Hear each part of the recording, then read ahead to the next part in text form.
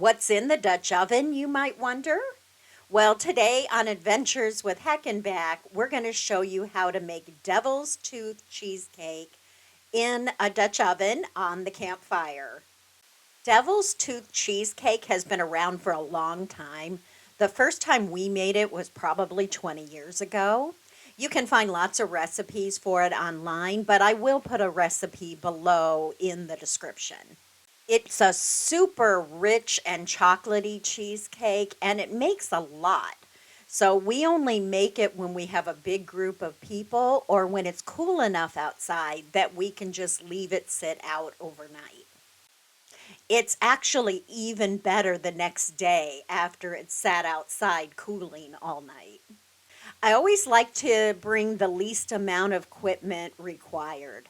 So here's what you're going to need: a 12-inch Dutch oven and whatever equipment you normally use with your Dutch oven, a fire safe medium sized saucepan, a mixing bowl, a quarter cup measure, a spatula or two, and then one of these hand crank whisks would really come in handy, but it's not necessary.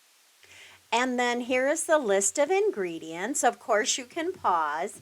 I will also go over them as we do each layer. For the crust, you just need chocolate wafers and a half a stick of butter. It is 2022 though, and sometimes you cannot find the things you need. So chocolate animal crackers was the closest thing I could find.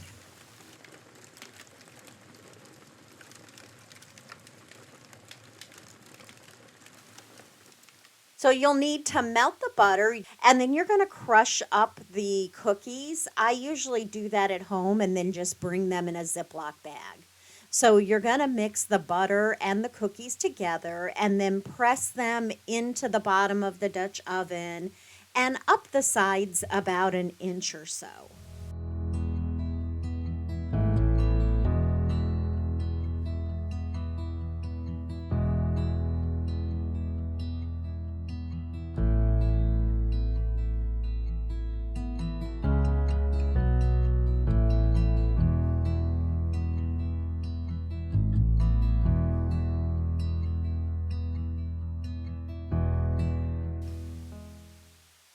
Since I was using the animal crackers instead of the chocolate wafers, I actually had to use twice as much butter, so a full stick of butter, because the animal crackers were harder, denser, even though they were crushed up, they just didn't hold together in the same way the wafers would. So had to adapt a little bit.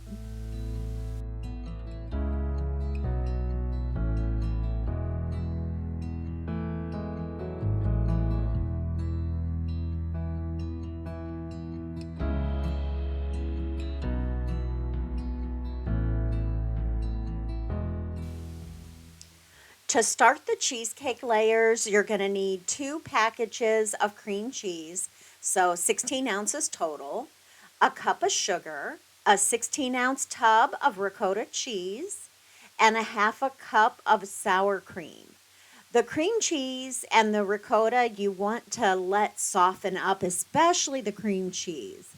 If you don't, you're going to have a hard time stirring like I did. It took quite a while to get this mixed up and nice and smooth. The next step is to add 6 eggs.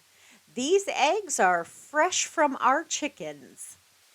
Sometimes I will pre-crack them and bring them in a container. Just depends on how many days we're camping. The last ingredient for the vanilla layer is the vanilla, but we're not going to add that yet. We're going to be using part of this for the chocolate layer. So the chocolate layer is the next thing to do. For the chocolate layer, we need 12 ounces of chocolate chips, a quarter cup of butter, a half a cup of whipping cream, and a teaspoon and a half of almond extract. I tend to just eyeball flavorings and seasonings, but you do want to be really careful with the almond extract or it'll make it taste bitter. When you put this on the campfire to melt, you don't want to put it any place that is too hot. You don't want to scorch or burn the chocolate. And it would have helped as well if I had cut the butter into smaller pieces. It would have melted much quicker. Do keep stirring it every few minutes, though, to keep that chocolate from scorching.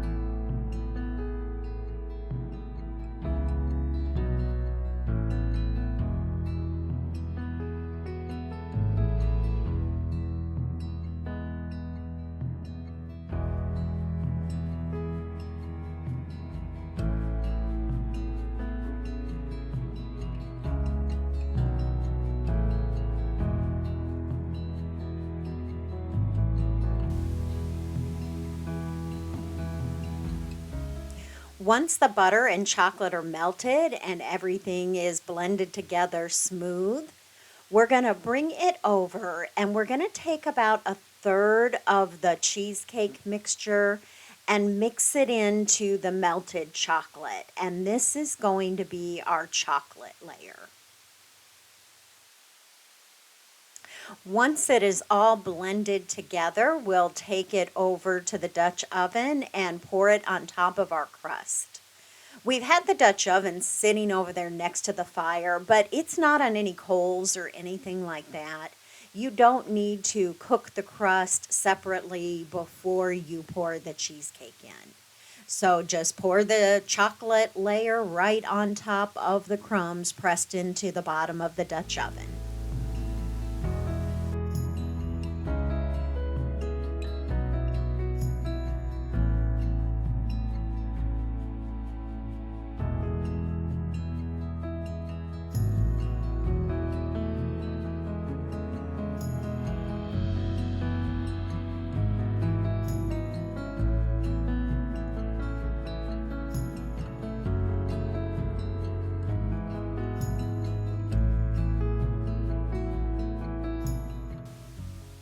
Now to finish the vanilla layer, we just need to add the vanilla.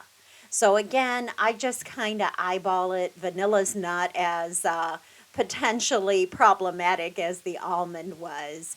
So eyeball about a teaspoon and a half of vanilla. We're going to go ahead and mix this in and then gently pour this over the chocolate so that we don't mix the two.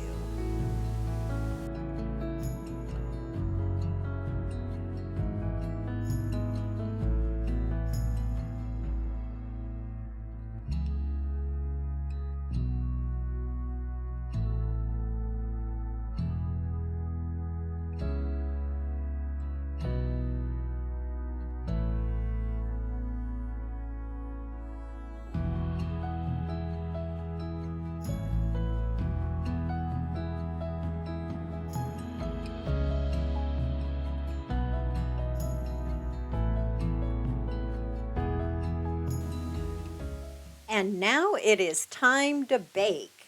So we're going to put the lid on the Dutch oven. This does take quite a bit of time to bake. It's really dense. So it takes approximately an hour and a half. It was cold and windy while we were cooking this. There were actually snow flurries while we were doing this. So it took us about 2 hours on this particular day to get it completely baked. We've cooked it other times where it's only taken about an hour and a half. So we're going to make a bed of coals to go underneath.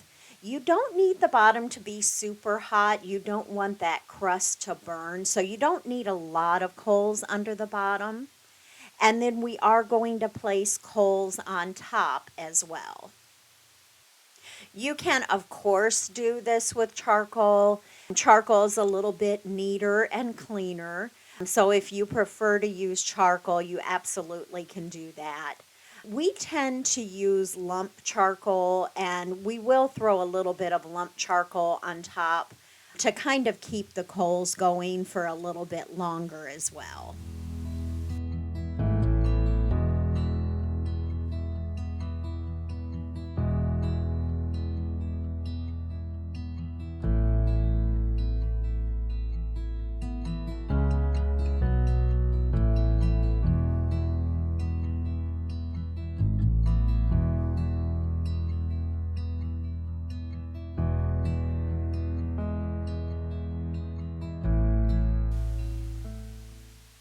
We take the lid off and check it about every half hour, 40 minutes or so, and we rotate it every 15 to 20 minutes or so because, of course, the side that is closer to the fire is getting more heat. You will need to add more coals to the top periodically as well. We tend to do this each time we take the lid off and check. When we put it back on, we add a few more coals.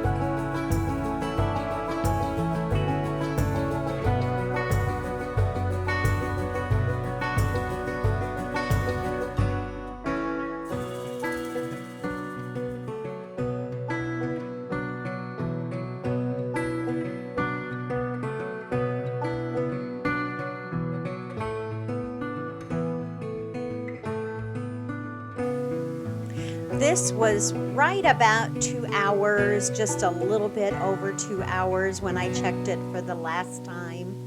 You can tell it's done when the top starts to crack. You can tell a little bit from the color.